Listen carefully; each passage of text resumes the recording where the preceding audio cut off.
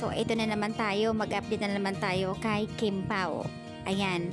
Sa post naman ni Kim dito sa kanyang Instagram, Daluwalhates, Juliana, Victor, and Alex. Samot-saring reaction ang mga netizens dito guys dahil napaka-hot nga naman ang kuha nila.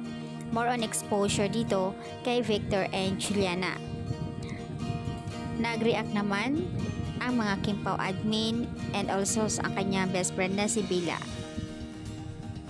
Kung gusto nyo guys at malalaman lahat ng mga story ni Juliana and Alex at lalo na kay Victor, ayan, babasahin nyo lang doon, i-click nyo lang at punta lang kayo sa Mega PH, malalaman nyo lahat ng mga story nila about doon sa Linlang.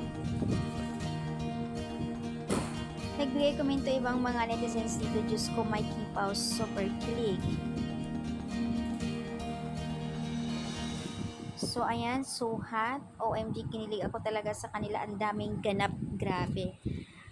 Mabuti na lang daw ay pinost ni Kim sa kanyang Instagram, marami pa palang mga photos, mga sweet photos nila doon na hindi pa nailatag sa Twitter.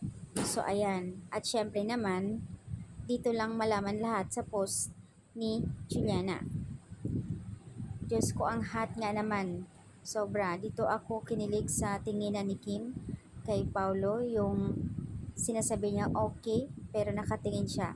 Mas matagal ang tingin niya dito kay Victor. At syempre naman, mamamatay ako sa kilig ayon sa comment dito ng iba.